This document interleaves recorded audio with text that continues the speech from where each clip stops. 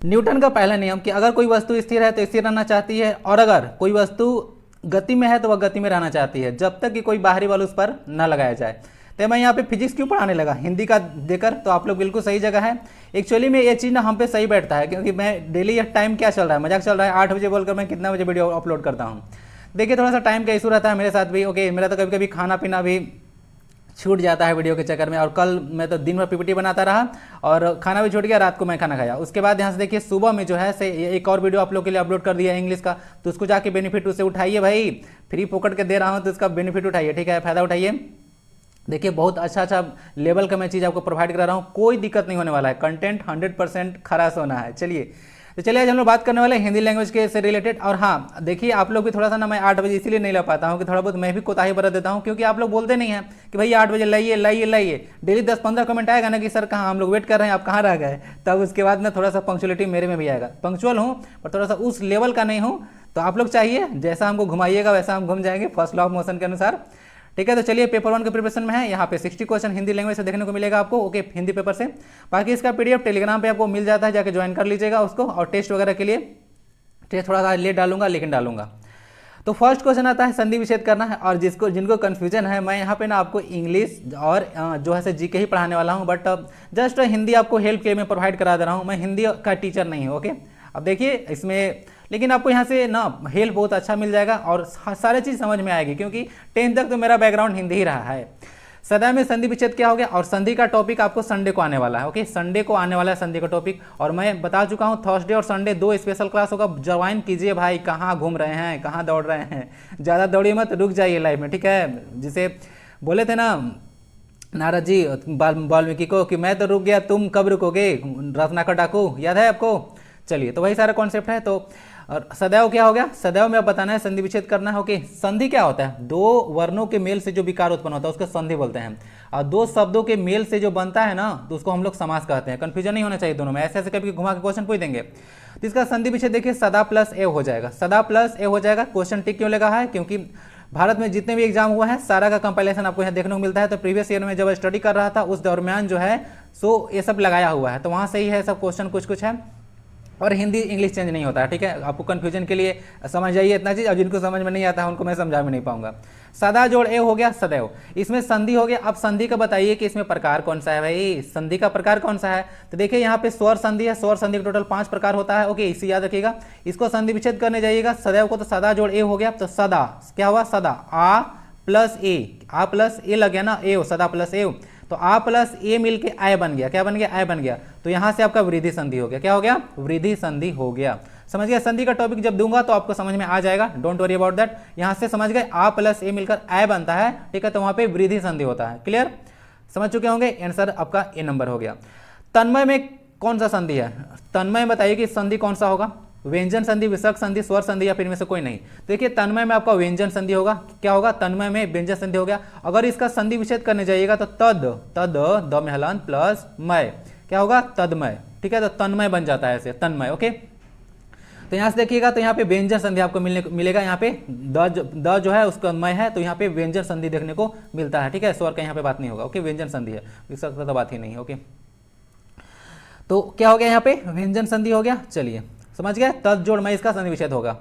शांत शब्द का विलोम क्या हो गया, शांत समझते हैं ना, कोई चीज अगर शांत है तो उसको विलोम बताना है, ऑपोजिट मीनिंग वाला वर्ड। ऐसे ऐसे छोटे छोटे क्वेश्चन पूछे जाते हैं आपसे। लघु, ठीक है, चंचल, डरपोक या फिर बहादुर। देखिए जो शांत होता है, जो शांत बच्चा है, दूसरा बोलते हैं चंचल बच्चा, अरे बहुत चंचल बच्चा है भाई, क्या है, बहुत चंचल बच्चा है, मैंने उलचुलिया बच्चा है, क्या है, उलचुलिया। आप लोग क्या क्या वर्ड यूज करते हैं, हम लोग तो उलचुलिया यूज करते हैं, क्या बोलते हैं, उलचुलिया यूज करते हैं। तो उसके वाले चंचल बच्चा के लिए उलचुलिया यूज करते हैं। और मेरे बाबा कहते थे ना, कैसन धिया पुता है भाई इन लोग।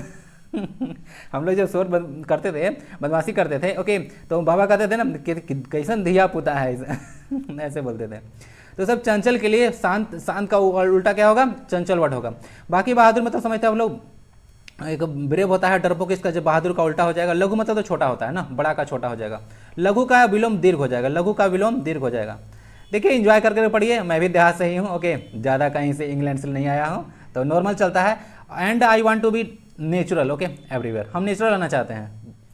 नीचे लिखे शब्दों में कौन शुद्ध शब्द है, शुद्ध बताना है आपको। स्वास्थ्य, स्वास्थ्य, सुवास्थ्य या फिर स्वास्थ्य, ऐसे।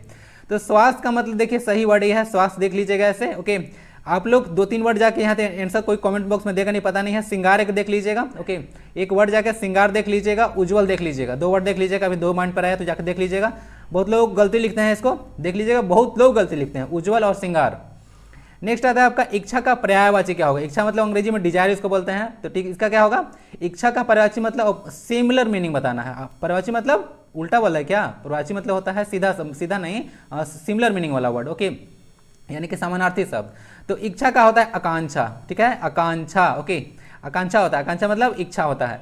अच्छा ये बताइए आप लोग कि उपेक्षा का मतलब क्या होता है। आकांक्षा उपेक्षा बताया, उपेक्षा और अपेक्षा में अंतर बताइए थोड़ा सा। उपेक्षा एक वर्ड होता है ना, उपेक्षा, ठीक है, और एक होता है अपेक्षा। ओके, तो अपेक्षा उपेक्षा में क्या अंतर है थोड़ा सा बताइएगा, थोड़ा सा बताइए जरा सा, कमेंट बॉक्स में आंसर दीजिए। आप लोग देते नहीं हैं क्या, मतलब क्या है, थोड़ा सा आंसर भी दिया कीजिए, इतना सारे लोग वीडियो देखते हैं।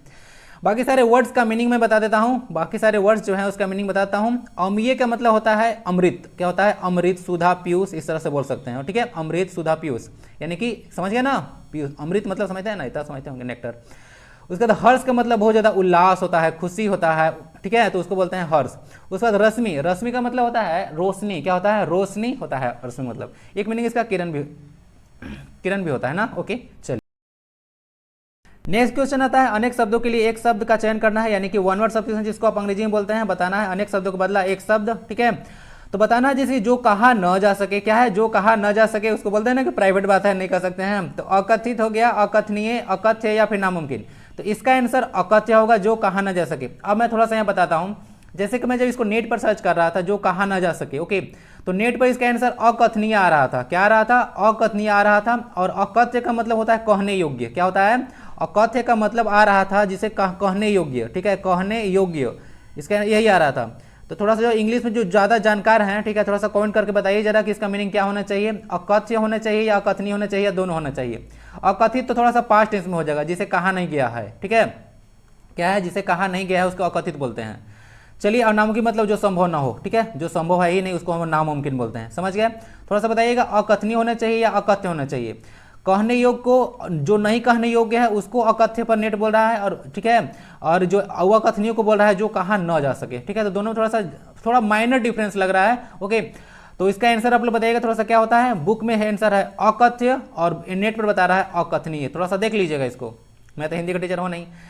निम्नलिखित शब्दों में से भिन्न शब्द का चयन कीजिए। ओके, क्या है भिन्न मतलब थोड़ा सा अलग शब्द का चयन करना है आपको। तो भुजंग होता है, मनोज होता है, कंदर्प होता है, फिर अनंग होता है। तो अगर थोड़ा सा अगर बात करें तो भुजंग का मतलब होता है सर्प, क्या होता है, सर्प होता है, सांप होता है आपका। ओके, ठीक है, तो इसको चक्षु सरव बोलते हैं क्योंकि इसका कान नहीं होता है ना, क्या होता है, कान सांप का नहीं होता है, चक्षु सरव बोलते हैं, कान से सुनता है। अब तो भुजंग मतलब सांप होता है, बाकी सबका जो है से एक मीनिंग है, यानी कि भिन्न है, तो भिन्न जो होगा वही आपका आंसर होगा, तो आंसर हो गया भुजंग। बाकी मनोज, कंदर्प या अनंग सबका मतलब होता है कामदेव, क्या होता है, कामदेव, कामदेव समझते हैं ना, तो सबका मीनिंग होता है कामदेव, तो यही हो गया। भुजंग आपका अलग था, भुजंग का सांप था, बाकी मनोज, अनंग और कंदर्प सबका मतलब है कामदेव, तो कामदेव आपका क्या हो गया, सारा जो है एक हो गया। अगर आएगा कंदर्प का मतलब तो कामदेव लगा लीजिएगा, मनोज का मतलब भी कामदेव होता है। ओके, मतलब प्यार के देवता, कामदेव को प्यार का देवता बोलते हैं, ठीक है, भुजंग हो गया। बहुत खुश हो रहे हैं आप लोग। एक शब्द के 3 अनेकार्थी शब्द है, क्या है, 3 अनेकार्थी शब्द है, यानी कि 3 जो है से उसका अनेक अर्थ है, क्या है, एक का 3 अनेक अर्थ है, एक है से उस श्रेणी में नहीं आता, बताइए। यानी कि एक जो शब्द यहाँ दिया है अक्रूर, उसका 3 ठो वर्ड है, ठीक है, जो उसका मीनिंग है, लेकिन एक शब्द उसका मीनिंग नहीं है, तो वही आपका आंसर होना चाहिए, बताइए। अक्रूर का मतलब क्या होता है, मित्र, कृष्ण के चाचा या फिर विनम्र या शत्रु, ठीक है, तो इसका आंसर शत्रु होगा। अक्रूर का मतलब शत्रु नहीं होता है, तो जो नहीं होता है वही ना आंसर आपका आएगा। बोल तो रहा है वहां से, चिल्ला चिल्ला के तो बोल रहा है कि नहीं आता है, वही उत्तर होगा आपका। तो देखिए भाई, चिल्ला चिल्ला के बोल रहा है, क्वेश्चन ठीक से पढ़िए, आंसर शत्रु हो गया। बाकी अक्रूर का मतलब होता है मित्र, क्या होता है, मित्र, यानी कि क्रूर नहीं है। विनम्र भी होता है, ओके, और कृष्ण के चाचा का नाम भी अक्रूर था, क्या था, कृष्ण के चाचा का नाम भी अक्रूर था। ओके, अच्छा, राम के चाचा जी का क्या नाम था, राम के चाचा जी का नाम कुछ नहीं था, ठीक है, राम, दशरथ जी अकेले थे संतान। ओके, अच्छा, दशरथ जी किसके संतान थे, एक क्वेश्चन बताइए, ठीक है, एक क्वेश्चन बताइए। ऐसे ऐसे ना इंटरव्यू में क्वेश्चन आपको सब फंसा देता है, ऐसे जेएसएससी में इंटरव्यू नहीं है, टेंशन मत लीजिएगा। ओके, नहीं तो बोलिएगा कि डरा दिया है पुरानी। अत्याचार में उपसर्ग क्या होगा, अत्याचार में आपको बताना है कि उपसर्ग क्या होगा। तो अत्याचार में अति जोड़ आचार, क्या होता है, अति जोड़ आचार, यानी कि अति अचार नहीं खाना है ज्यादा, ठीक है, अति जोड़ आचार तो बन गया अत्याचार, ठीक है। तो उपसर्ग में से अति लगा हुआ है, क्या लगा हुआ है, अति लगा हुआ है। फुफेरा में बताइए, फुफेरा में कौन सा प्रत्यय है, तो उपसर्ग प्रत्यय भी एक क्वेश्चन है। तो फुफेरा मतलब फूफा जोड़ एरा, फूफा जोड़ एरा बन गया फुफेरा, ठीक है। तो ऐसे ऐसे देख लीजिएगा। नेक्स्ट क्वेश्चन आता है नीलकमल में समास। समास पढ़ा चुका हूं, जाके प्लेलिस्ट में चेकआउट कीजिए, प्लेलिस्ट में जाके चेकआउट कीजिए, आपको मिल जाएगा। ओके, समास पूरा डिटेल में बताया हूं। तो नीलकमल में देखिए आपका कर्मधारय समास है। क्या है? कर्मधारय समास। बताया था ना, कर्मधारय समास में क्या होता है, एक आपका विशेषण और दूसरा विशेष्य होता है। जैसे नीलकमल को थोड़ा सा लिखो, ये क्वेश्चन ना इतना ज्यादा इंपॉर्टेंट ना, बहुत बार रिपीट होता है, मैं कितना बार बताऊं।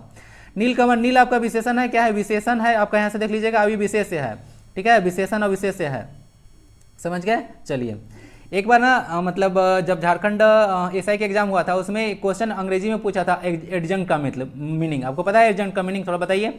तो इसमें कर्मधारय समास आएगा। बहुब्रीहि समास कौन होता है? थोड़ा सा जाकर डेट देख लीजिए, क्यों टाइम पास करें यहाँ पे। ओके, थोड़ा सा देख लीजिएगा, थोड़ा लंबोदर वगैरह हो गया। ओके, तो इसमें कर्म आपका बहुब्रीहि समास है। ओके, क्या है? लंबोदर में बहुब्रीहि कर्मधारय दोनों है, टेंशन मत लीजिएगा। तत्पुरुष क्या होता है? तत्पुरुष समास में जिसमें उत्तर पद प्रधान होता है। ओके, जैसे शरणागत है, एक एग्जाम्पल बताइए। द्विगु में जिसका पहला पद संख्यावाची होता है। आप लोग सब चाहते हैं कि दे दो ना, जाकर थोड़ा सा प्लेलिस्ट चेक कीजिए हिंदी का, ठीक है, मिल जाएगा इसी प्लेलिस्ट में आपको। डिस्क्रिप्शन बॉक्स जाइए, अदरवाइज प्लेलिस्ट में चेक कीजिए। गुल खिलाना का क्या अर्थ होता है? गुल खिलाना मतलब आजकल बहुत गुल खिला रहे हो, ठीक है, क्या हो रहा है, अलग अलग गुल खिलाते रहते हो हमेशा। क्या होता है? मौज करना, बहुत गुस्सा आना, व्यवधान पढ़ना, या फिर कोई बखेड़ा खड़ा करना। तो कोई बखेड़ा खड़ा करना होता है। अब लगेगा सबको कि बखेड़ा क्या होता है, तो बखोड़ा बखेड़ा का मतलब होता है प्रॉब्लम। क्या होता है? बखेड़ा का मतलब होता है प्रॉब्लम, कोई खड़ा होना, तो उसको बोलते हैं गुल खिलाना। तो बहुत आजकल गुल खिला रहे हैं, तो आप लोग की ज़्यादा गुल मत खिलाइए, ठीक है, पढ़ाई लिखाई पर ध्यान दीजिए, नहीं तो आंटी जी से कहकर बहुत पिटवाने वाले हैं आपको, ठीक है। और थोड़ा सा ना बढ़िया से पढ़ा रहा हूँ, तो थोड़ा सा इन्जॉय करके पढ़िए और ध्यान दीजिए। तो जाइए पेड कोर्स खरीदिए, हम मुझे क्या है। ओके, बाद में पता है इस चैनल के साथ क्या होने वाला है, मुझे सब पता है। अभी देखिए क्या क्या होता है आगे आगे। निम्नलिखित में से शुद्ध वाक्य का चयन कीजिए। क्या होता है? शुद्ध वाक्य का चयन कीजिए। कल पाठ पढ़कर आइए, पाठ पढ़कर कल आइए, पाठ पढ़कर आइए कल, और कल आइए कल पाठ पढ़कर। कौन सही है? थोड़ा सा कंफ्यूजन होगा, तो आंसर लगा हुआ सबको तो मिल गया होगा, बट पाठ पढ़कर कल आइए, अब यही सही क्यों हुआ? पाठ मतलब लेसन होता है। क्या होता है? लेसन। लेसन एक नाउन है, तो पहले संज्ञा आ गया, नाउन, अगर सब्जेक्ट के स्थान पर नाउन का यूज कर सकते हैं। पढ़ने की तरह से वर्ब है, और कल है से यहाँ से क्या है? कल जो है एक तरह के यहाँ देखिएगा एडवर्ब है। सेंटेंस में एडवर्ब जो है से पहले नहीं आता है, तो जनरली इसी तरह से अगर देखिएगा, थोड़ा सा समझिएगा ना, एडवर्ब मतलब क्रिया विशेषण। एक क्वेश्चन बोलते हैं कि पढ़ा रहे हिंदी, बोल रहे इंग्लिश। चलिए भाई, पाठ जो है से आपका संज्ञा है, पढ़कर है से क्रिया है, कल है से आपका क्रिया विशेषण है। तो देखिए क्रिया विशेषण पहले नहीं आना चाहिए, ठीक है, कल आ गया तो खत्म हो गया ऐसे ही। आइए यहाँ पाठ पढ़कर इरिलेवेंट टाइप से लग रहा है। ओके, सेंटेंस नहीं आना चाहिए, सेंटेंस का मीनिंग निकलना चाहिए, यानी कि जो वाक्य है उसका कंप्लीट मीनिंग निकलेगा तभी ना वाक्य कहिएगा भाई। वाक्य मीनिंग निकल ही नहीं रहा, उसको वाक्य बोलते जा रहे हैं। तो पाठ पढ़कर कल आइए आपका जो सही हो जाएगा से आपका, ठीक है, क्या होगा? सही सेंटेंस हो जाएगा, ठीक है। चलिए, समझ गया, क्रिया विशेषण पहले नहीं होगा, तो पाठ लेसन से स्टार्ट होगा। नेक्स्ट क्वेश्चन आता है, दिल्ली मेरठ के आसपास कौन सी भाषा बोली जाती है? तो देखिए दिल्ली मेरठ के आसपास जो भाषा बोली जाती है वो आपका है खड़ी बोली है। क्या है? खड़ी बोली है। अब खड़ी बोली क्या होता है, थोड़ा सा आपको बता देता हूं, ध्यान से देखिएगा। खड़ी, देखिए डायरेक्ट गूगल से लिया हूं, खड़ी गोल आंटी यही बता रही थी। खड़ी बोली से तात्पर्य उस बोली से है जिस पर ब्रज भाषा या अवधी, ब्रज भाषा या अवधी आदि की छाप ना हो, यानी कि उसका जो है से मिक्सचर नहीं देखना चाहिए खड़ी बोली में, उसका लैंग्वेज नहीं दिखना चाहिए। ठेठ हिंदी परिनिष्ठ पश्चिमी हिंदी का एक रूप है, यानी कि ठेठ हिंदी का एक रूप है। खड़ी बोली देखिएगा तो निम्नलिखित स्थानों पर बोला जाता है, जैसे में हो गया मेरठ, आ गया ना मेरठ, दिल्ली मेरठ वाला रीजन पूछा, बिजनौर, मुजफ्फरनगर देख लीजिएगा यहाँ पे, सहारनपुर, ओके, देहरादून, उसके बाद आपका मैदानी भाग है, ठीक है, फिर अम्बाला है, फिर कलसिया है, पटियाला है, फिर भाग रामपुर, उसके बाद मुरादाबाद है, ठीक है, पूर्वी भाग है, भाग नहीं है सिर्फ पूर्वी भाग, उसके बाद क्या है आपका रामपुर और मुरादाबाद। तीसरा चीज हो गया, समझ गया ना। देहरादून वही प्लेस है जहाँ पे इंडियन फॉरेस्ट रिसर्च इंस्टीट्यूट है। चलिए, समझ गया, तो खड़ी बोली हो गया। ब्रज भाषा क्या है? ब्रज भाषा समझते हैं, थोड़ा सा बहुत सारा राइटर लोग लिखे हैं। अवधी रामचरितमानस से किए, थोड़ा सा ना फ्लो में बहुत निकलता है, रामचरितमानस नहीं रामचरितमानस होता है। तो रामचरितमानस की रचना अवधी में किया गया था, किसके द्वारा? तुलसीदास के द्वारा। किसके काल में थे? अकबर के काल में। उसने कहा था कि लेखक कौन है? उसने कहा था कि लेखक हैं चंद्रधर शर्मा गुलेरी। कौन है? चंद्रधर शर्मा गुलेरी। एक स्टूडेंट पूछ रहे थे कि क्या हमको जो हिंदी साहित्य होता है, यानी कि हिंदी लिटरेचर है, उसको भी डिटेल में पढ़ना होगा? तो नहीं, उसको हिंदी लिटरेचर को नहीं पढ़ना है। ओके, लेकिन देखिए कोई कोई बुक्स और ऑथर इंपॉर्टेंट क्वेश्चन वहां से जो बनता है तो जो जनरल हिंदी में आ जाता है, जैसे कोई राइटर कोई इंपॉर्टेंट बुक लिखे हैं, जैसे कि कोई बुक है, ठीक है, जैसे कि कामयानी बताया था ना जयशंकर प्रसाद का, तो ये सब बुक है, तो थोड़ा बहुत ऐसे पूछा जा सकता है हिंदी से। ओके, उतना डिटेल में आपका साहित्य नहीं पढ़ना है, हिंदी व्याकरण और पैसे से पढ़ लीजिएगा तो हो जाएगा। अब ये देखिए ना, कितना टेंशन लेकर नहीं चलना है, ठीक है, उतना टेंशन लेकर नहीं चलना है हिंदी इंग्लिश के लिए। पेपर 2 और 3 पे फोकस कीजिए। इतना सारा मैं लेक्चर दे रहा हूँ ना, आपको टेंशन नहीं होगा। आप लोग भरोसा तो करते हैं नहीं, क्यों कीजिएगा भरोसा, ठीक है, मत कीजिए। तो चंद्रधर शर्मा गुलेरी हो गए, उसने कहा था कि लेखक, तो समझ लीजिएगा। नेक्स्ट क्वेश्चन आता है, निम्नलिखित में से किस वाक्य में अच्छा शब्द विशेषण के रूप में प्रयुक्त हुआ है। देखिए, मैं थोड़ा सा हिंदी इसलिए डिस्कस कर पाता हूँ क्योंकि इंग्लिश मेरा वैसा नहीं बोलता हूँ, इंग्लिश मेरा थोड़ा अच्छा है, क्या है, थोड़ा अच्छा है, तो इसीलिए मैं हिंदी को डिस्कस कर पाता हूँ। जैसे मैं कल ही डिस्कस किया था कि अभी पार्ट्स ऑफ स्पीच में तो बताया था कि अगर एक वर्ड होता है, ठीक है, एक वर्ड होता है, वह जो है क्रिया विशेषण, कहीं सर्वनाम वगैरह, मतलब बहुत सारा यूज हो सकता है, ठीक है, एक वर्ड ऐसे अलग अलग जगह पर यूज हो सकता है, तो यही सारा एक वर्ड अलग अलग जगह पर यूज हो सकता है। ओके, लेकिन लेकिन लेकिन समझिए थोड़ा सा, यहाँ पे आपको विशेषण पूछा है कि विशेषण का कहाँ यूज है। ओके, क्या है विशेषण का यूज कहाँ है, अच्छा शब्द कहाँ पे विशेषण के रूप में प्रयुक्त हुआ है, यानी कि यूज हुआ है। यह स्थान बहुत अच्छा है, अच्छा तुम घर जाओ, तुमने अच्छा किया जो आ गए, और अच्छा है अभी वो अभी आ गया या आ गए, तो समझ गए यहाँ से, तो समझ गए यहाँ से, देख लीजिएगा। तो इसका हो गया यह स्थान बहुत अच्छा है, इसका बिल्कुल सही वाक्य है। बहुत यहाँ जो अच्छा वर्ड है यहाँ पे ये विशेषण का कार्य कर रहा है, क्या कर रहा है, यह स्थान बहुत अच्छा है, क्या है, बहुत अच्छा है। ओके, तो यहाँ पे विशेषण का कार्य कर रहा है। स्थान के बारे में बताया जा रहा है कि स्थान क्या है, जो है आपका जो कोई प्लेस है स्थान, यह स्थान के बारे में बता रहा है कि ये बहुत अच्छा है, तो यह विशेषण है, ठीक है, क्या है, विशेषण है, ठीक है। और यहाँ पे बहुत अगर देखिएगा तो यहाँ से एक क्रिया विशेषण है जो कि बताने के लिए होता है कि कोई भी चीज़ को कि मतलब कैसा है उस तरह का, तो वेरी, अगर यहाँ पे इसको वेरी इसका मीनिंग होता है अंग्रेजी में, क्या होता है, वेरी, समझ गया। तो अच्छा शब्द यहाँ पे विशेषण है। ओके, तो विशेषण यहाँ पे अच्छा है अच्छा विशेषण है। ओके, चलिए, अर्थ के आधार पर वाक्य का भेद नहीं है पूछ रहा है, नहीं वर्ड ध्यान से देख लीजिएगा, नहीं तो सिलेक्शन में नहीं लग जाएगा, ठीक है। तो अर्थ के आधार पर वाक्य का प्रकार मैं नहीं पढ़ाया हूं, वाक्य और क्रिया मैं पढ़ा चुका हूं। ओके, मुझे लगता है ना कि अर्थ के आधार पर मुझे पढ़ाना पड़ेगा। ओके, तो देखते हैं, अब वीडियो जल्दी दे दूंगा, ठीक है, हर एक वीक में एक हिंदी का वीडियो और हर एक वीक में एक इंग्लिश का वीडियो दूंगा, ताकि आप लोग का थोड़ा सा ना दिल खुश हो जाएगा, यानी कि बाँछें खिल जाएंगे आपकी ठीक है। तो देख लीजिएगा यहाँ से एक जो अर्थ के आधार पर वाक्य का भेद नहीं है, पहले समझ लीजिएगा कि जैसे दो टाइप होता है ना, जैसे कि एक रचना के आधार पर वाक्य का भेद होता है, थोड़ा सा हंसा हंसा पढ़ाता हूँ ताकि थोड़ा सा इंटरटेन रहे आप लोग, नहीं तो पता चला कि बोर हो गए। ओके, बोर हो गए। तो दो होता है, एक रचना के आधार पर होता है, तो रचना के आधार पर वाक्य के 3 भेद होता है, बताया था ना, सरल वाक्य, संयुक्त वाक्य और मिश्र वाक्य, ठीक है, बात समझे ना, सरल वाक्य, संयुक्त वाक्य और मिश्र वाक्य होता है। तो वो होता है आपका रचना के आधार पर। अर्थ के आधार पर वाक्य 8 भेद होता है, थोड़ा सा देख लीजिएगा, विधानवाचक, निषेधवाचक, प्रश्नवाचक, विस्मयादि वाचक, आज्ञावाचक, इच्छावाचक, संदेहवाचक या संकेतवाचक। तो ये 8 में से देख लीजिए यहाँ पे कौन है। यहाँ पे आपको देखने को मिलेगा कि जो निश्चय सूचक है निश्चय सूचक कहीं पे देखिए जरा, नहीं है, कहीं भी निश्चय सूचक नहीं है, यानी कि निश्चय सूचक या निश्चय वाचक बोले तो एक ही चीज है, ठीक है। तो एक किसी के अलग अलग पहलू है, यही आंसर हो गया, निश्चय सूचक आपका नहीं है। बाकी सारा सुपर इंपोर्टेंट है, सारा देख लीजिएगा। अर्थ के आधार पर वाक्य यही 8 भेद है, और रचना के आधार पर मैं पढ़ा चुका हूँ, सरल वाक्य, संयुक्त वाक्य और मिश्र वाक्य, तीनों को पढ़ा चुका हूँ, जाकर रिवाइज कर लीजिएगा। ओके, अगर देखिए फ्यूचर में आपको सारा भी प्रोवाइड करा दूंगा। गाल बजाना का क्या अर्थ है, ऑप्शन 2 ही है, और ऑप्शन 2 में तो आंसर दिख ही रहा है, प्रीवियस ईयर क्वेश्चन है, थोड़ा सा मैनेज कीजिए भाई। गाल बजाना का अर्थ होता है डिंग हाँकना, क्या होता है, डिंग हाँकना, तो इसका अर्थ होता है। थाली का बैगन का क्या अर्थ होता है, बताइए जरा, थाली का जो बैगन होता है उसका क्या अर्थ होता है, पहले ही पढ़ा चुका हूं। नेक्स्ट क्वेश्चन आता है, देखिए यही क्वेश्चन है, थोड़ा सा बहुत अच्छा क्वेश्चन है। ओके, बहुत अच्छा क्वेश्चन है। लेखन में वर्तमान में स्थान एवं समय की बचत के आधार पर, यानी कि हम लोग को चाहते हैं कि कहीं पे थोड़ा सा प्लेस कम लगे, क्या लगे, प्लेस कम लगे और समय भी कम लगे, तो उसके लिए हम लोग पूर्ण विराम, यानी कि हिंदी का जो पूर्ण विराम होता है, ऐसे कैसे होता है हिंदी में पूर्ण विराम, ऐसे, ठीक है, जिसको यति बोलते हैं जनरली। तो पूर्ण विराम जो होता है, तो उसके स्थान पर किस चीज का प्रयोग कर रहे हैं, यहाँ देखिए ए वाला साइन, ए वाला साइन, ए वाला साइन, ए वाला साइन। तो देखिए हिंदी में जो होता है ना, अब अंग्रेजी का फुल स्टॉप ही चलने लगा है। मैं भी जब पढ़ाता हूँ आपको तो लास्ट में फुल स्टॉप देता हूँ, तो अब जो है ना सर फ्रीक्वेंटली यूज किया जा रहा है, अभी से नहीं, बहुत पहले से ही हो रहा है, ठीक है, 2016-17 से ही हो रहा है, तो बहुत फ्रीक्वेंटली अब यूज होता है। तो इसको याद रखिएगा, अब से ऐसे भी यूज होता है, ठीक है। कोई भी चीज़ बाबा आदम के ज़माने से चलता आ रहा है, तो उसको धीरे धीरे हम लोग चेंज करते हैं। पता है ना, बजट वगैरह बहुत सारा चेंज किए थे, पहले शाम को प्रस्तुत करते थे, पता चला कि हो क्या रहा है हमारे साथ, ठीक है। अब शुद्ध शब्द का चयन करना है भाई, बाकी सारे शब्द यहाँ पे अशुद्ध है, बताइए शुद्ध कौन है, प्रक्रिया, प्रक्रिया इधर वाला, यह भी प्रक्रिया, क्या सही होना चाहिए, तो ये होता है प्रक्रिया, क्या होता है, प्रक्रिया। ओके, प्रक्रिया यानी कि प्रोसेस, ठीक है, तो ये सही है आपका प्रक्रिया, तो ऑप्शन नंबर ए चला गया, छोटे छोटे वर्ड हैं।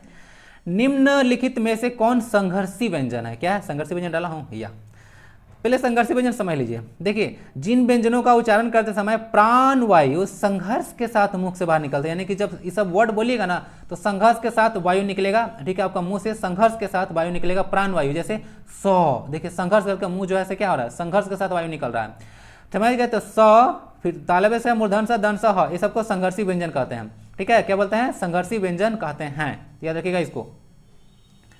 चलिए, क्या हो गया? स हो गया, ठीक है। तो यहां से देख लीजिएगा आपका तलाबे सा मूर्धन सा दन सा ह, ये सब संघर्षी व्यंजन है, चारों याद रखिएगा ना, तलाबे सा मूर्धन सा दन सा और ह, इसको संघर्षी व्यंजन कहते हैं। क्लियर? ठीक है। नेक्स्ट क्वेश्चन आता है प्रत्युत के लिखा है प्रत्युत पत्रमति में उपसर्ग बताइए। तो इसमें प्रति है, तो हिंदी तो थोड़ा सा हिंदी क्या आसान चीज है जी, हिंदी बहुत टफ है। प्रत्युत्पत्रमति क्या है? प्रत्युत्पत्रमति, ऐसे पढ़िए इसको। तो प्रति इसमें उपसर्ग लगा हुआ है, उपसर्ग पता है ना, धातु के पहले लगता है और जो प्रत्यय होता है धातु के बाद लगता है। कुछ कुछ यहाँ से ना मैं आपको बता देता हूँ कि कुछ कुछ उपसर्ग होते हैं और कुछ कुछ उनके जो अर्थ वर्ड बनते हैं उपसर्ग लगाकर, उनका मीनिंग क्या होता है। तो उपसर्ग देखिए, उपसर्ग धातु के पहले लगता है, ऐसे ही पूछ सकते हैं, और प्रत्यय धातु के बाद में लगता है। तो अति का मतलब क्या होता है? नहीं बोलते हैं कि अति मत करो ना, तो अति का अंत हो जाएगा, ठीक है। अति मतलब आवश्यकता से अधिक, तो अति का अर्थ होता है अधिक और ऊपर। तो अति से कुछ कुछ वर्ड बनता है, जैसे अत्यंत हो गया, अति जोड़ांत, अत्यधिक हो गया, अत्याचार हो गया, अतिक्रमण हो गया, तो ये सर वर्ड बनाता है, यानी कि आवश्यकता से अधिक इसका मीनिंग जाता है अति का मतलब। अ का मतलब नहीं होता है, जैसे देखिए अबोध बालक है, जिसको कोई बोध ही नहीं है, अभी बच्चा है। अथा है, जिसका कोई था पता ही नहीं है। अमल है, असंभव है, जो संभव ही नहीं। अमिट है, जो मिट नहीं सकता है। तो और वर्ड लग जाता है किसी धातु के पहले, तो उसका मीनिंग क्या हो जाता है? नहीं हो जाता है। अन का मतलब ही नहीं होता है, जैसे देखिए पढ़ है, पढ़ होता है, अनपढ़ होता है, ऐसे पढ़ का अनपढ़ नहीं होता है। पहले एक बार हुआ था ऐसे मेरे साथ कि अनपढ़ का जो है ना को लगाया, मतलब उसको वर्ड बनाने के लिए दिया गया कि क्या लगेगा, तो अनपढ़ का मतलब पढ़ लगा दिए थे। अनपढ़ का पढ़ा लिखा होगा ना, तो अनपढ़ हो गया, एक तरह अन लगे, इसका मतलब क्या है कि अन जो है से आपका ऐसे अन प्लस पढ़ लगेगा ना, इस वर्ड तो ही बनेगा, अन प्लस पढ़ ही बनेगा। ओके, ज़्यादा देखेंगे, छोड़िए इसको, ठीक है, अन प्लस पढ़ ही बनेगा, उतना डिटेल में क्यों जाए, आपको बस जानना है ना, तो देख लीजिए अन से क्या होता है। तो अन में क्या हो गया? अन में इसका मतलब नहीं होता है, अनपढ़ हो गया, अनमोल हो गया, अनजान हो गया, ठीक है। अनबना हो गया, अनबन है लेकिन अनावश्यक हो गया, तो अनहोनी हो गया। तो इस तरह में अन प्रत्यय लगा, इसका मतलब है कि कोई चीज़ मतलब आपका अन लग गया, यानी कि नहीं लग गया। अधि का मतलब ऊपर होता है, श्रेष्ठ मतलब अधिकार है, आपके ऊपर अधिकार है। अधिपति मतलब उसके ऊपर बैठा हुआ पति, यानी कि अधिपति मतलब जिसका कोई मतलब, अधिपति मतलब क्या होता है? उसका स्वामी, ठीक है। अनु का मतलब होता है पीछे, क्या होता है? अनु मतलब पीछे होता है, इसका क्रम होता है, ठीक है। जैसे अनुचर होता है, अनुज होता है जो पीछे जन्म लेता है, अनुशासन हो गया, अनुवाद हो गया, अनुपात, अनुरूप, अनुकरण, ये सारा वर्ड हो गया। इसका मतलब क्या होता है? अनु मतलब पीछे। अप का मतलब क्या होता है? अप मतलब बुरा होता है, जैसे अपमान सबसे अच्छा वर्ड है। अपहरण हो गया, ठीक है। अपशब्द हो गया, अपशब्द मत बोला कीजिए, ठीक है। जैसे मैं अपशब्द बोलता हूँ, क्या अपशब्द मैं नहीं बोलता हूँ, थोड़ा बहुत मजाक के लिए कुछ कुछ वर्ड यूज करता हूँ। अपयश हो गया, आपका यश है, ख्याति है, से मिट्टी में मिल गया तो अपयश हो गया। तो इस तरह कुछ कुछ वर्ड है, अपवाद है जो नियम के विरुद्ध है, ठीक है। चलिए, तीसरा कुछ कुछ था उपसर्ग और प्रत्यय वगैरह के बारे में, तो प्रति उपसर्ग लगाया है प्रति उत्पत्रमति में। ओके, नेक्स्ट क्वेश्चन आता है निम्नलिखित में से कौन सा शब्द देशज है? देशज शब्द बताना है, कुछ लिया हूँ क्या? या देखिए, देशज शब्द जो है आपका देख लीजिए, वे शब्द जिसके उत्पत्ति का मूल का पता ना हो, यानी कि जिसका अता पता लापता हो, ठीक है, कि कहाँ से आया है। ओके, परंतु वह प्रचलन में है, परंतु वह प्रचलन में है, ऐसे शब्द को देशज शब्द कहते हैं। ये शब्द आमतौर पर क्षेत्रीय भाषा में प्रयोग किए जाते हैं। क्या होता है? क्षेत्रीय भाषा में, यानी कि जो क्षेत्रीय भाषा होता है, जो आपका रीजनल लैंग्वेज होता है। ओके, भारत में लगभग 2000 भाषा बोला जाता है, बताया जाता है। ओके, बताया था ना आपको, कोस कोस पर पानी बदले सवा कोस पर पानी, ये उल्टा था, कोस कोस पर पानी बदले सवा कोस, कोस कोस पर पानी बदले सवा कोस पर पानी, ऐसा ही था। ओके, कोस कोस पर पानी बदले सवा कोस पर पानी, ऐसा ही था। देखिए, पानी और बानी में थोड़ा ना अंतर हो जाता है, ठीक है। मतलब अभी प्रेशर है ना, थोड़ा सा प्रेशर, मतलब पढ़ाने का प्रेशर है। ओके, मजाक करते हैं आप लोग ना। क्षेत्रीय भाषा में प्रयोग करते हैं हम लोग, छोड़िए, क्षेत्रीय भाषा में क्या करते हैं? वे सारे शब्द जिसको हम लोग क्षेत्रीय भाषा में प्रयोग करते हैं, जिनका मूल का उत्पत्ति का पता नहीं होता है ना, कि कहाँ से हम लोग आए, उसको हम लोग क्या बोलते हैं? जनरली ऐसे देशज शब्द कहते हैं, ठीक है। और जो मतलब विदेशज शब्द बहुत सारा होता है, रूढ़ होता है, रूढ़ होता है, पढ़ाएंगे कभी। जैसे लोटा हो गया, क्या होगा? लोटा हो गया, कटोरा हो गया, डोंगा हो गया। डोंगा क्या होता है भाई? डिबिया, खिचड़ी, खिचड़ी आप लोग खाएंगे, मजा आता होगा। खिड़की, पगड़ी, अंटा, अंटा क्या होता है? चषक, चिड़िया तो पता होगा, जूता, जूता, उसके बाद इंपॉर्टेंट है जूता। ये सब लोटा हो गया, बहुत पूछते हैं, जूता पूछेंगे आपसे, डिबिया पूछ सकते हैं, खिचड़ी पूछ सकते हैं, तेंदुआ पूछ सकते हैं, ठुमरी। फुनगी क्या होता है? अच्छा, फुनगी समझ गए, फुनगी समझते हैं आप लोग? आप लोग फुनगी नहीं समझते होंगे, जैसे कि गांव घर में जब छोटा था तो उसमें साग होता था, क्या होता था, साग होता था। तो उसका कली जो होता है ना, कली, उसको फुनगी कहा जाता है। एक कलाई होता है, ठीक है, फिर डाब होता है। डाब क्या होता है, देखिएगा, थोड़ा सा मीनिंग सर्च कीजिए, सबका मैं सर्च नहीं किया हूँ, ठीक है, तो देख लीजिएगा, लेकिन ये सारे वर्ड्स आपको देश समझ में आते हैं। क्लियर। चलिए नेक्स्ट क्वेश्चन आता है। आज कुछ ज़्यादा ही मजाक हो रहा है ना, पता नहीं क्यों इतना खुश हूँ। निम्नलिखित में से कौन सा कमल का पर्यायवाची शब्द नहीं है। क्या होता है, कमल का पर्यायवाची शब्द नहीं है। तो देखिए, उत्पल, राजीव, ठीक है, इशारा जो है कमल का पर्यायवाची है। नलिन इसका पर्यायवाची शब्द नहीं है। तो फिर नलिन है क्या, नलिन का अर्थ क्या होता है, यह आप लोग के लिए क्वेश्चन है। क्या है नलिन, इसका मतलब क्या होता है, आप लोग के लिए क्वेश्चन बताइए जरा, एक दो क्वेश्चन थोड़ा सा बताइए, सब मैं ही बताऊं क्या। उत्पल, राजीव हो गया, कमल हो गया, बाकी सारे कमल का, पंकज वगैरह भी होता है, ठीक है, पंकज वगैरह भी होता है इसका कमल का। बस यही लास्ट क्वेश्चन था, थोड़ा बहुत आंसर वगैरह दिया कीजिए। अब यहाँ से पता है, यहाँ के बाद क्या करना है आपको, जेस्ट लिख के जाना है। और देखिए, थोड़ा सा प्लेलिस्ट में विजिट करके थोड़ा सा प्रिपरेशन को थोड़ा सा एडवांस लेवल दीजिए। मटेरियल में बहुत अच्छे लेवल का प्रोवाइड करा रहा हूँ, नो डाउट। ओके, बाकी पता है ना, स्वस्थ रहें, मस्त रहें, पढ़ाई में व्यस्त रहें। और हाँ, सब्सक्राइब करने के लिए नहीं बोला है ना, कर दीजिएगा, यही आपको बताना था। स्वस्थ रहें, मस्त रहें, पढ़ाई लिखाई में व्यस्त रहें। मिलते हैं फिर, वंदे भारतम।